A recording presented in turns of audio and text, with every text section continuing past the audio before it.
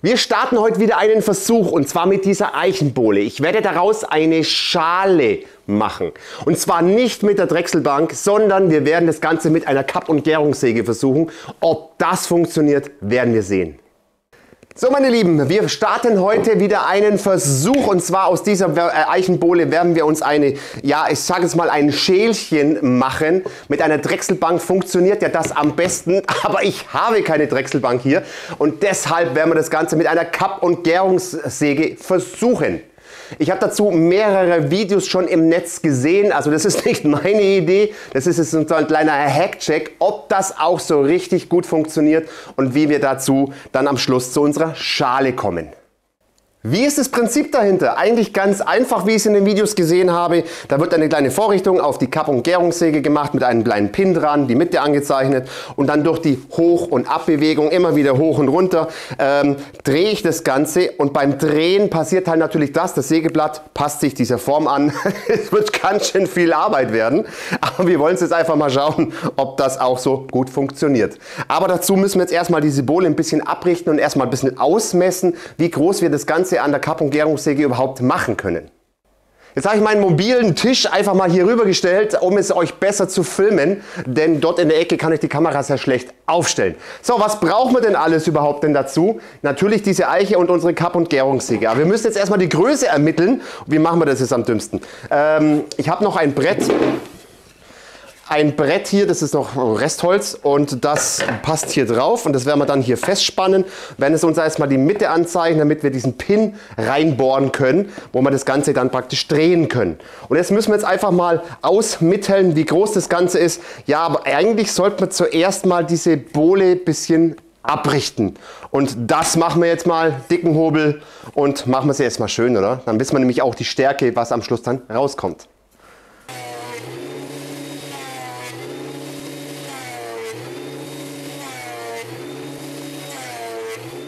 So, die schaut jetzt mal wunderbar aus, die Eiche, nach dem dicken Hobel. Ich habe jetzt eine Stärke erreicht von ca. 37 mm. Jawohl. Und jetzt wollen wir mal schauen, wie tief wir da runtergehen können. Ich verwende jetzt hier einen zum Drehen so einen Regalbodenpin. Ihr könnt natürlich auch einen Dübel verwenden oder so. Aber ich werde das jetzt einfach mal mit dem versuchen. Und der hat eine Stärke von 8 mm. Also dürfen wir nicht ganz so tief gehen. Jetzt schauen wir mal, wie tief wir einfach runterkommen. Ich denke mal, diese Tiefe reicht. Da haben wir noch ein bisschen Platz für den Pin, dass der nicht durchkommt. Und ja. Und jetzt könnte man ja theoretisch, wenn ich jetzt nicht falsch liege, wenn wir jetzt die Größe einfach mal messen, also das, wie tief wir eindringen ins Holz und das Ganze mal messen, dann liege ich bei circa roundabout 16 Zentimeter an Breite. Deshalb muss die Schale mindestens 16 sein. Also werden wir auf jeden Fall, ich sage jetzt einfach mal, wir gehen auf 19 cm, werden wir uns jetzt mal die Bohle abrichten, zurechtsägen auf 19 cm und dann schauen wir mal, ob es passt.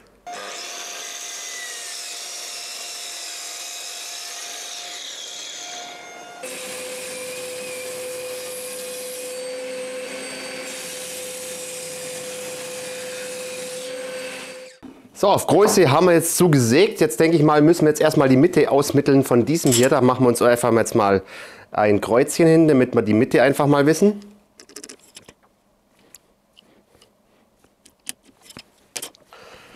Jetzt habe ich mal dieses Brett, wo der Pin drauf kommt, habe ich jetzt mal festgespannt.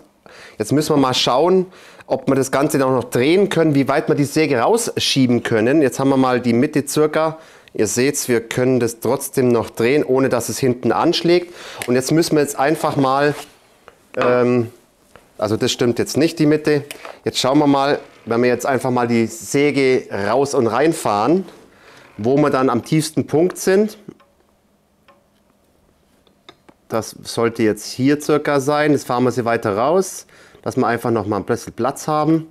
Also hier ist der tiefste Punkt, da mache ich mir jetzt mal einen kleinen Marker rein und dort werden wir dann unseren Pin festmachen.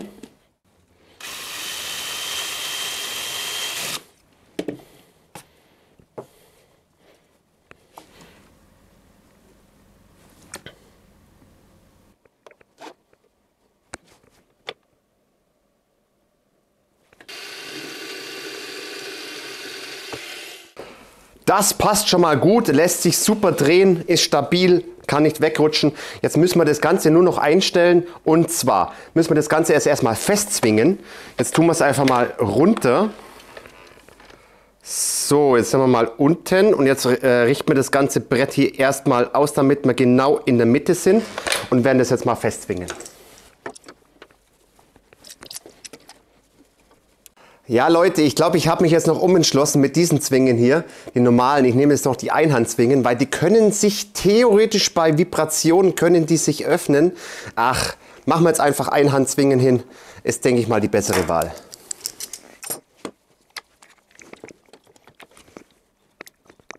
Eins kontrollieren wir jetzt aber noch und das würde ich euch auch empfehlen. Und zwar, wie tief sind wir denn? Also passt, wir werden den Pin nicht berühren. Also das solltet ihr vielleicht auch machen, weil sonst habt ihr ein Loch in der Schale. Das wäre natürlich nichts. Also gut, das passt. Eingestellt haben wir alles. Es hält, es ist richtig gut, es dreht sich sehr schön und boah, ich freue mich jetzt schon echt drauf, da ein paar hundert Schnitte reinzumachen. Ich weiß nicht, wie viel ich da brauche. Schauen wir es uns einfach mal an. Die Tiefe haben wir eingestellt. Jetzt schauen wir nochmal nach der Sicherheit, dass wir da ja nicht so nah ans Sägeblatt greifen. Das wäre schlecht, aber nee, schaut's mal Leute, das ist überhaupt kein Problem. Wir sind weit genug weg. Ich sollte halt nicht da in diese Richtung greifen, nach vorne greifen, sondern einfach immer nur hinten diese Ecke angreifen. Dann sollte das eigentlich überhaupt kein Problem sein. Ich denke, wir werden es jetzt einfach mal ausprobieren. Ich bin mal gespannt.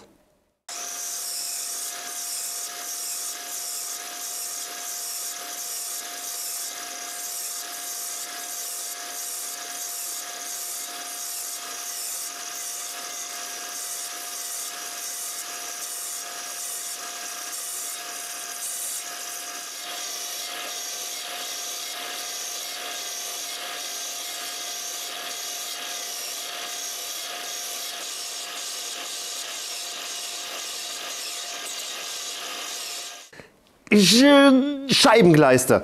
Mir ist ein Fehler passiert. Leute, das sagt ja auch keiner im Video, in diesen ganzen Videos, wo man anschauen kann.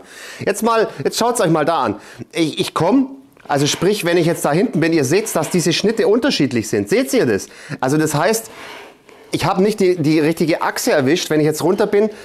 Ja, das ist jetzt kein Problem. Ich müsste es einfach nur noch 180 Grad weiterschneiden und müsste dann theoretisch wieder an diesem Fleck hier hinten rauskommen. Aber wisst ihr, was ich meine? Ich habe da was falsch eingestellt. Und es dürfte euch nicht passieren, wenn ihr das nachmacht. Warum sagt es keiner in den ganzen Videos hier? Meine Güte. Und zwar habe ich einen Fehler gemacht beim Einstellen. Und das sage ich euch jetzt gleich.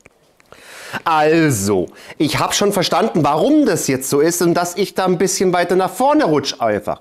Wir haben einen Fehler gemacht. Wir haben den Mittelpunkt des Sägeblatts, das haben wir auf das hier ausgerichtet, auf dieses Brett hier unten. Und das dürfen wir nicht. Wir müssen den Mittelpunkt der Achse, hier, der Achse mit dem Pin, der tiefste Punkt vom Sägeblatt, das müssen wir auf die Höhe einstellen, wo wir dann praktisch sägen wollen. Also wir müssen da zuerst das Ganze, ich mache das jetzt nochmal ganz kurz weg, also sprich, dass ihr das auch versteht. Wir haben ja diese Tiefe hier eingestellt. Diese Tiefe haben wir eingestellt. Und auf diese Tiefe müssen wir den Mittelpunkt der Achse ausmitteln. Das heißt, wir müssen genau den Mittelpunkt hier finden zwischen der Achse und hier runter und müssen dann einstellen. Weil ich habe das Ganze ja da unten eingestellt. Da sind wir schon wieder 4-5 mm einfach weiter oben. Deshalb verschiebt sich dann der Mittelpunkt, wenn ich dann auf dieser Höhe bin, einfach ein Stückchen nach vorne. Ist doch ganz logisch oder beziehungsweise dann nach hinten, je nachdem. Also ihr wisst, was ich meine.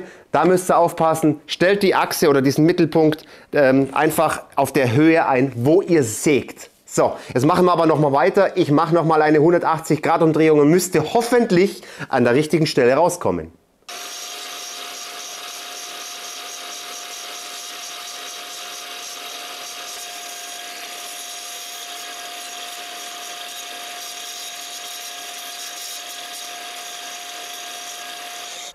So, es ist trotzdem noch geklappt und es hat noch funktioniert. Richtig schön geworden. Natürlich ist jetzt meine Schale ein bisschen größer, also wirklich minimal, um ein paar Millimeter. Aber das macht ja nichts. Ihr müsst einfach, wenn euch der gleiche Fehler passiert, einfach 180 Grad weitermachen, bis ihr ans Ende halt rauskommt. Und somit hat es funktioniert. Also ich finde das schon mal toll. Aber jetzt habe ich natürlich noch einen zweiten Fehler gemacht. Ich weiß nicht warum, ich habe meine Tiefe eingestellt. Ihr habt es ja gesehen. Und jetzt schaut es da mal dahin. Na da da, ich habe ein Ablaufloch. Ist ziemlich knapp gewesen mit dem Pin. Wahnsinn. Passt ein bisschen auf, wenn ihr das nachmacht. Aber das werde ich nochmal richtig stopfen. Da werde ich noch was reinhauen. Dann ist es wieder zu. Das machen wir aber am Ende. Das ist ja gar kein Stress. Oh Mann, echt blöd von mir, dass ich da nicht dran gedacht habe. Meine Güte. Kann passieren. Leute, wir machen das Ganze jetzt aber noch rund. Es soll nicht eckig bleiben. Dazu habe ich mir mal vor längerer Zeit schon eine Vorrichtung gebaut für die Bandsäge, um das Ganze rund zu machen. Kann ich euch gerne noch mal verlinken. Und das Geile daran, es gibt auch noch eine Vorrichtung, wo man das Ganze ohne Pin machen kann. Ich werde es euch verlinken. Schaut es entweder da oben nach oder unten in der Videobeschreibung. Jetzt wollen wir das aber erstmal rund sägen.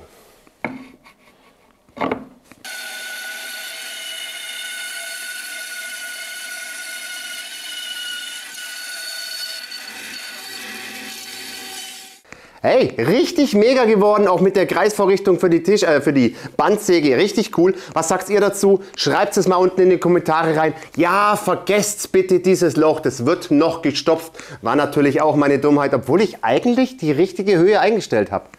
Was weiß ich. Leute, dieser Fehler mit dieser nicht richtigen Achse ist eigentlich nicht hundertprozentig ein Fehler. Ist mir auch gerade so gekommen. Ist mir schon klar, warum das jetzt passiert.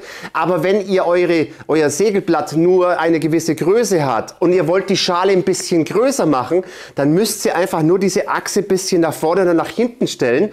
Dann ist es auch gar kein Problem, eine größere Schale zu machen, solange es sich halt noch drehen lässt an der Tischkreissäge und soweit ihr natürlich nach hinten gehen könnt. Also ihr wisst, wie ihr auch eine größere Schale machen könnt, als wenn wir es aber jetzt mal abrunden.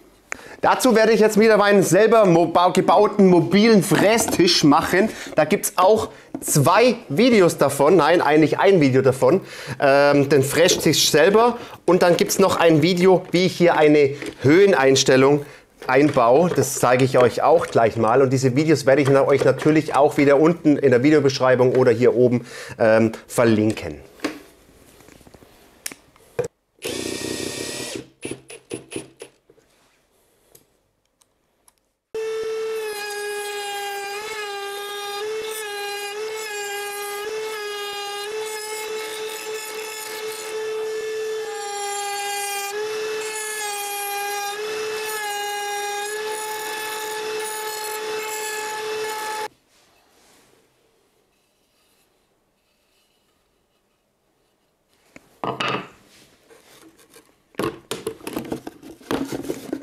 Schaut ja schon mal richtig geil aus.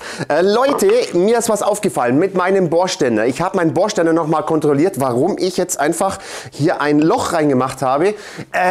Es war ganz klar, ich habe einfach 2 mm zu tief gebohrt. Warum auch immer. Und deshalb bin ich da unten durchgekommen mit meinem Pin. Mein Gott, egal. Ich mache aber was Schönes draus. Ich habe das jetzt aufgebohrt auf 8 mm und habe jetzt Ebenholz. Ebenholz ist ja so richtig dunkel und schwarz. Das als starken Kontrast genau in der Mitte von der Schale. Wollen wir das Ganze noch mal retten, dass es einfach passt. Das werde ich dann noch einleimen. Diesen Dübel habe ich mit meiner Dübelfräse hier gemacht. Da kann man ja jedes Holz nehmen und das kann ich euch auch noch mal verlinken. Funktioniert echt gut und damit habe ich meinen kleinen Holzebendübel einfach fertig gemacht. Jetzt ziehen wir mal raus und werden die ganze jetzt mal einleimen und dann werden wir schleifen und ölen und bin ich mal gespannt, wie das rauskommt.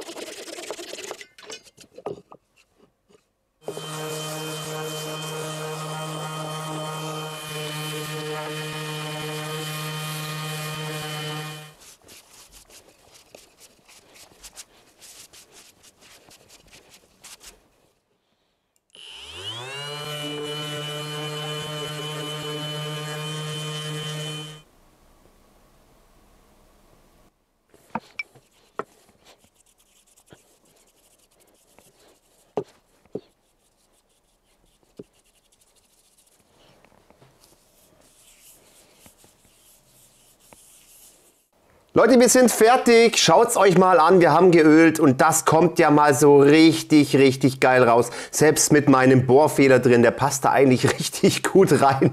Oder was meint ihr dazu? Schreibt es doch mal unten in die Kommentare.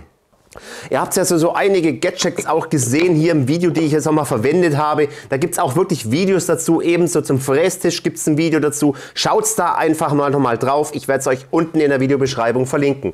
Ebenso das Bio-Öl von Heliacare, das ich wirklich super, super liebe, dieses Öl, werde ich euch unten auch nochmal verlinken. Kommen wir mal zum Fazit unserer mini kleinen Holzschale. Ich finde, die ist richtig geil geworden. Die Videos, die haben nicht gelogen. Es funktioniert mit der Kapp- und Gärungssäge echt gut. Ja, man braucht natürlich schon seine Weile dazu und das Schleifen und das Ganze. Es geht natürlich mit der Drechselbank überhaupt total tausendfach einfacher. Diejenigen, die eine Drechselbank haben, die werden wahrscheinlich sagen, was für ein Schwachsinn. Aber für diejenigen, die keine Drechselbank haben, ist es wirklich eine super Lösung, mal so eine schöne Schale zu machen.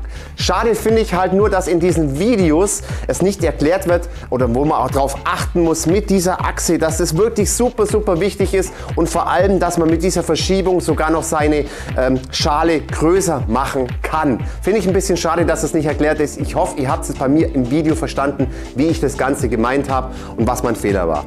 Ja gut, mein Bohrloch, alles in Ordnung. Es kommt da trotzdem noch cool raus mit dieser Einlage hier drin, mit dieser schwarzen, dunklen. Gefällt mir ganz gut. Wie gesagt, schreibt es unten in die Kommentare rein. So, wir sind am Ende des Videos. Ich würde mich freuen über einen Daumen nach oben. Abonniert den Kanal, wenn ihr das noch nicht gemacht habt. Vergesst die kleine Glocke nicht, dann verpasst ihr auch kein Video mehr von Gipfelholz. Schaut euch auf jeden Fall noch die anderen Videos an. Ich würde sagen, schöne Grüße aus dem Allgäu und bis demnächst. Servus.